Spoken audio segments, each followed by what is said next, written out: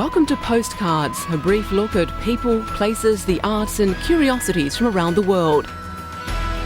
On today's program, trains, from vintage life-size at the York Museum to miniature models on sale via the net at Christie's. Ancient Egyptian history at the little-known Petrie Museum. Saving historic picture palaces. Yehudi Menuhin remembered through his school for the musically gifted. An African penguin chicks being raised at the Bristol Zoo in England. But first up, Britain's National Railway Museum at York houses one of the finest collections of its kind in the world. And it's a collection that has expanded enormously since the museum opened 25 years ago. To meet that demand for space, a new multi-million-pound wing has been added. It's been called The Works and provides several new and unique galleries. From the vantage point of the workshop balcony, visitors can for the first time see large-scale conservation as it happens. The York Museum made a virtue out of necessity when its old workshop building was condemned. Now it's possible to watch engineers and craftsmen working on the magnificent vehicles in their care.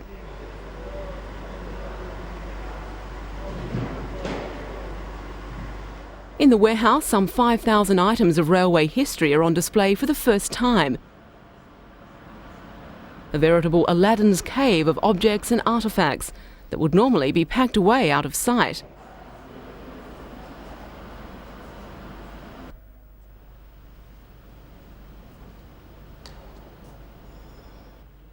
If there's a highlight of the warehouse, it's what could be the world's largest collection of model railway vehicles ever made by one person.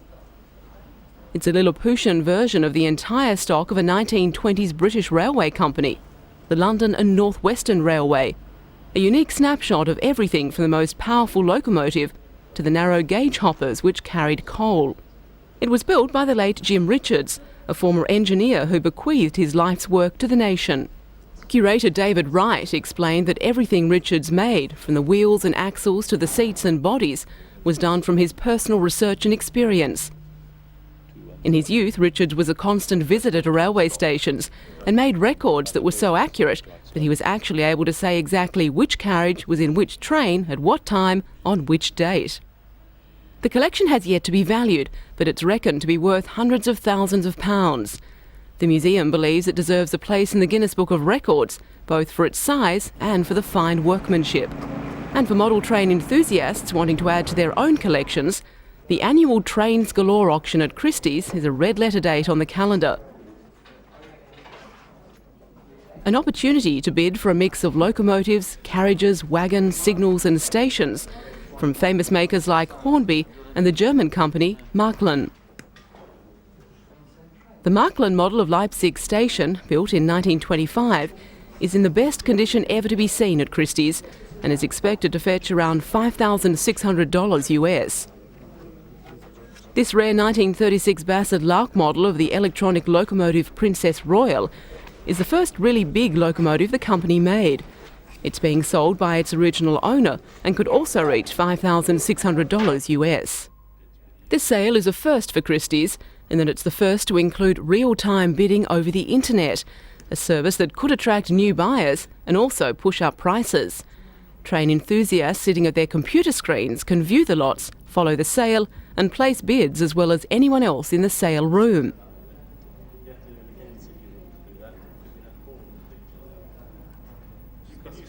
So £1,350 offered here, $1,350 with the internet bidders through the auction channel here at $1,350, $1,400. Bidding on the internet should prove to be more attractive than over the phone. A prospective buyer can watch the auction and be in a similar position to someone standing in the room. The star of this memorable show is an extremely rare Schöne-gauge 111 spirit-fired steam train from the turn of the century, expected to fetch around $24,000 US. But for those with just a few hundred to spend, these Hornby collector's items could make some young train lovers very happy indeed. Tucked away in a back street in central London is a little-known treasure house of ancient Egyptian history. The Petrie Museum is a unique collection of artefacts spanning the whole history of the ancient Egyptian civilization, from prehistoric times through the Pharaonic era to Roman and Islamic culture. Most objects were excavated in Egypt and were meticulously classified by Flinders Petrie, dubbed the father of scientific archaeology. Petrie excavated not just the familiar royal tombs, but ordinary sites, like the towns where the pyramid builders lived. The curators are keen to make these treasures known to an audience beyond the confines of university academics. It looked like just a bundle of rags when it was found, but this 5,000-year-old garment lays claim to being the oldest dress in the world. The seams and pleats can still be seen. Modern researchers used sculptures and tomb paintings as guides to painstakingly rethread the beads and shells that originally formed this dancing dress for a child 4 millennia ago. The object on the right for decades foxed the best brains in archaeology, including Petrie himself. It took some contemporary local knowledge to reveal that it was a rat trap. The shape had hardly changed in thousands of years. Petrie had found it in the pyramid builder's town Cahoon. The museum then had a replica made and found that it actually worked. The children had a good time working out such puzzles and imagining life for their contemporaries 3,000 and more years ago. It shows that with a little thought, this collection of unfamiliar objects can spark the imagination of even young children and bring the distant past alive. Going to the cinema has for decades made up an important part of British culture. But now many of the historic picture palaces are under threat as developers favour more modern buildings. Fighting back, English Heritage has now launched a campaign to save many of the buildings. They're calling on members of the public to let them know what cinema buildings they believe should be saved. A publication called Picture Palaces was produced to remind people what beautiful buildings they are. The first was built in 1901 and the last one 50 years later. This is one of Britain's most spectacular picture palaces. It's now a bingo hall, but under changes proposed by English Heritage, it will be upgraded to the Grade 1 listed building, making it England's first Grade 1 listed cinema and protect it from being demolished. At least another 30 buildings are still under threat, and English Heritage is relying on the public to ensure they are saved. They will also be speaking to local authorities and business owners to see what more can be done to stop historic buildings being demolished. One reason English Heritage believes London is such a big tourist attraction is because it remains so historic. Fortunately, 100 years ago, someone had the wisdom to start making sure important buildings weren't knocked down or scrapped to accommodate a new office block or skyscraper.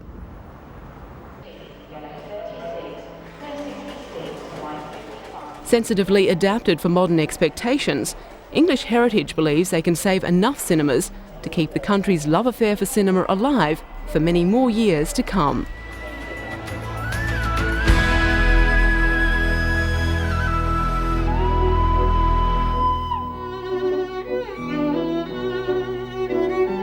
It's a year since the world's great violinist Yehudi Menuhin died, but his music and vision lingers here in the English countryside. This is the Yehudi Menuhin School, founded in 1963 by Lord Menuhin for musically gifted children from all over the world. Here, young musicians can pursue their love of music, develop their potential, and achieve the highest performance levels on the piano and stringed instruments. 12-year-old Nicola Benedetti performs Wieniawski's Grand Polonaise in D major in the recital room during one of the school's twice-weekly lunchtime concerts. Later this month, she'll perform this piece in concert before the Princess Royal in Edinburgh. 3 teenagers perform Haydn's Gypsy Rondo Trio. Regular school concerts give the students an opportunity to perform in front of family, friends and staff before taking their work to festivals and concert halls around the world. This is where former pupils Tamsin Little and Nigel Kennedy mastered the violin. There are 58 children, aged 8 to 18, currently attending the school. All British children are given an aided place, and scholarships and help is made available to international pupils. These are special needs children. Their abnormality in the normal school environment becomes the normality in this one. The music focus of the school is particularly appreciated by pupils who have struggled to keep up music studies in an ordinary academic environment, fitting in extra time for practice and concerts, often clashing with the demands of academic studies.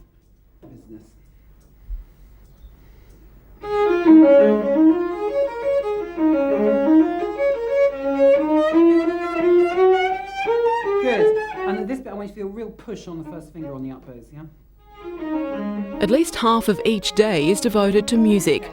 Students have at least 2 one-hour lessons each week on their first instrument and at least half an hour on their second study instrument. And there's supervised practice. The pupils also learn composition and take part in composing workshops. Since the school was founded, the teachers have always been performing musicians. The current crop of pupils comes from all around the world, from China, Norway, Japan and Iceland, from Austria, the USA, Tunisia, Bulgaria and Holland, and from France, Russia, Sweden, Romania, the Czech Republic and Korea. The school tries to create a family-like atmosphere for them all. Students sleep in either single or shared rooms, packed with the usual teenage clutter, as well as pianos and other instruments. They also double up as practice rooms. The students are cared for by a house mother and house father, as well as a matron and a doctor.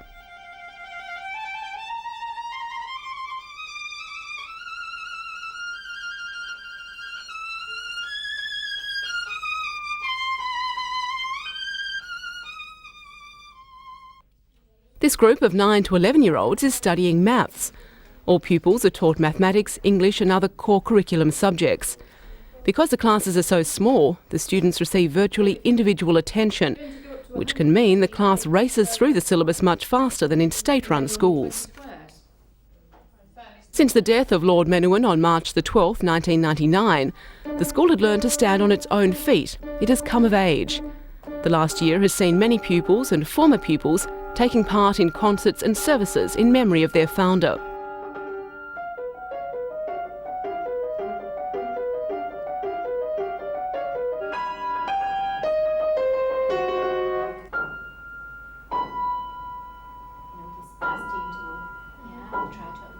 Now the school is looking forward to the future with a new president, Mitislav Rostropovich. With him come new directions and new influences. One of those is a celebrated soloist, Tamsin Little, a former pupil, who has been invited to give a masterclass.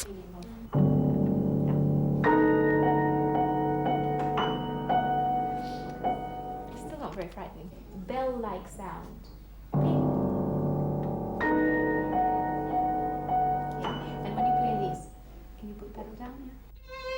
Tamsin was a pupil at the school from 1973 to 1983. Her first task in the masterclass is to help 10-year-old Adelia Mislov. From maths class to master class, all in a day for a pupil at the Yehudi Menuhin school.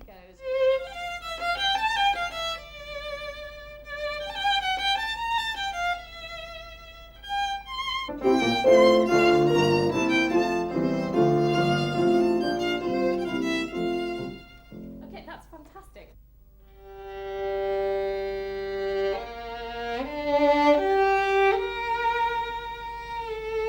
Then 16-year-old Julia Maley swapped her bedroom mirror for the recital room and the critical eye of Tamsin Little, performing the Broche Concerto in G minor.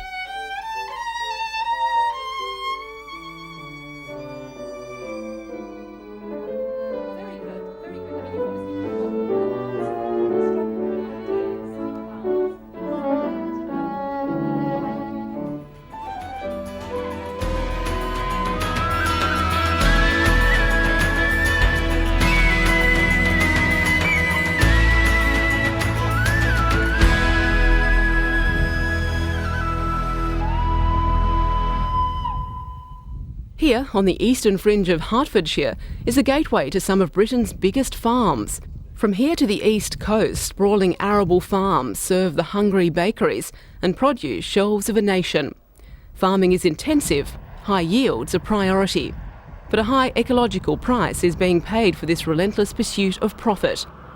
Some of Britain's traditional bird life is on the edge of extinction, its habitat levelled to make way for more crops. Even the policy of subsidising farmers to set aside their land to suspend crop growing for a time has not halted the wildlife decline. Farmers have still been able to cash in on industrial crops like rape. Edward Darling, though, seems to have discovered the formula for economic success and an effective conservation program. It's an initiative that's earned for the Royston farmer this year's Game and Conservation Award, given by the gunmakers Purdy. Through an innovative use of set-aside, Darling has been using 250 acres of his arable farm as a trial site over the past 5 years in order to revive wild partridge populations. With the special approval of the government, he has incorporated 20-metre wide headlands of cover with specially seeded 40-metre sanctuary strips in the centre of most fields. A 3-year hedge cutting cycle, a replanting program for woodland and special control of predators like foxes are also blended into Edward Darling's award-winning project. All serve to provide improved cover and sources of food, and have resulted in substantial increases in wild partridge numbers, as well as benefiting many other bird and animal populations. Darling is passionate about what he's doing here. He believes it's a privilege to be occupying land and is aware of the responsibilities that go with it.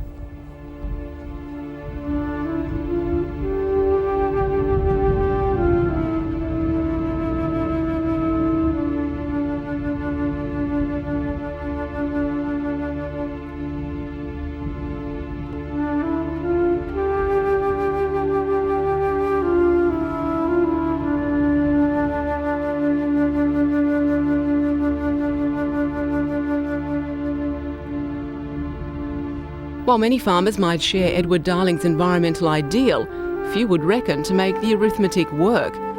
The owner of Gray's farm at Royston will be hoping to demonstrate to them that wild birds and wary bank managers can both be accommodated. From birds of the plain to exotic coastal penguins of South Africa, Bristol Zoo Gardens are renowned for their conservation and breeding programs. One of its most adventurous new additions is its $3.2 million US seal and penguin section, where visitors can see the marine mammals virtually in their natural element. There are 3 species of penguin here, including African penguins, seriously under threat in the wild. With developments, the African penguins here are part of a European coordinated breeding effort. With development around the coast of South Africa, the penguins are losing their nesting sites on various islands. Egg collection has been a major problem in the past, with vast numbers being taken as a food source. Oil pollution has also had a major effect on African penguins. Whilst getting covered in oil destroys their waterproofing and insulation, ingesting it poisons them. A recent success for the conservation program has been these 2 African penguin chicks, currently being hand-reared by Bristol keepers. The penguins hatched after 38 days in an incubator. They'd been rejected by their parents. The chicks are now being fed on small fish, like sprats. Although they still have juvenile feathers, they're nearly full size. More eggs are being incubated at the moment, 2 by several pairs of African penguins and 2 more in an incubator. It's a process helped along by this electronic telemetry egg placed in the penguin's nest. It monitors their turning, temperature and humidity and sends the data to a computer for logging. Keepers look at natural incubation under the parent and then try to mirror it in an artificial environment. More chicks are expected to hatch over the next few weeks, part of a growing population of African penguins bred in captivity. Bristol Zoo hopes the attention they attract will help to raise public awareness about their plight.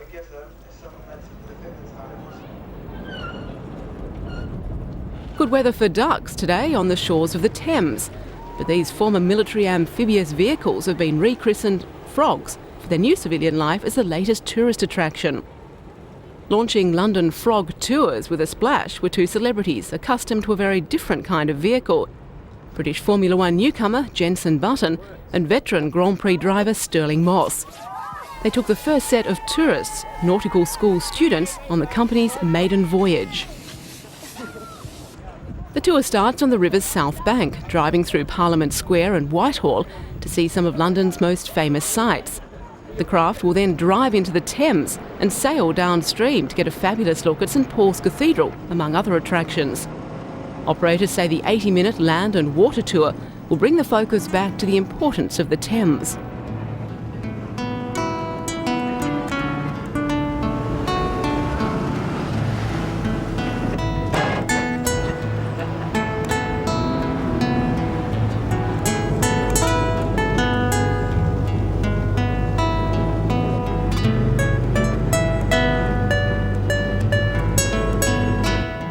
The company has acquired 32 former ducks from private collectors.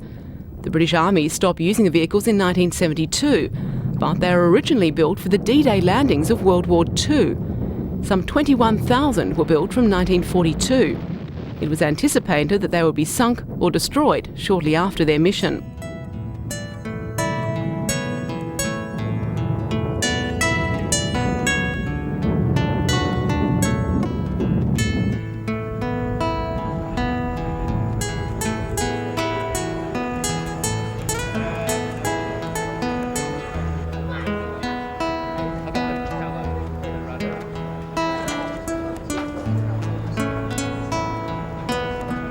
The Mistress quickly saw active service on the beaches of Normandy, and while she's a worthy rivercraft more than 50 years old, her lifespan was originally estimated to be between only 75 hours and 30 days.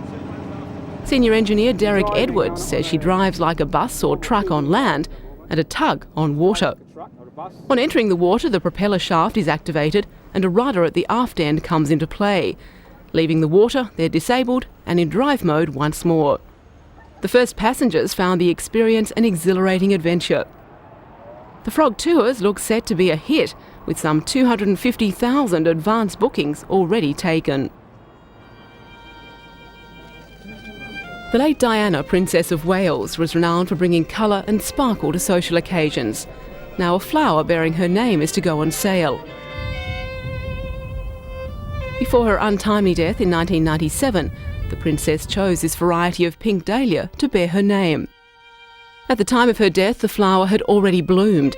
It was further developed, and from this spring, gardeners will be able to buy seeds of the pink cactus dahlia for the first time. The Diana, Princess of Wales Memorial Fund has endorsed the scheme, and up to 10% of the purchase price of the flower will go to charity.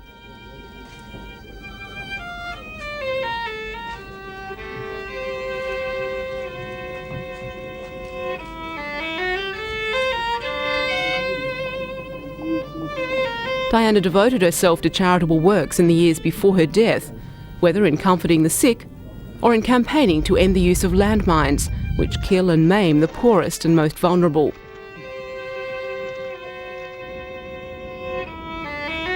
The flower and seed selling scheme should help this work continue and provide a living and perpetual memorial to the princess's life.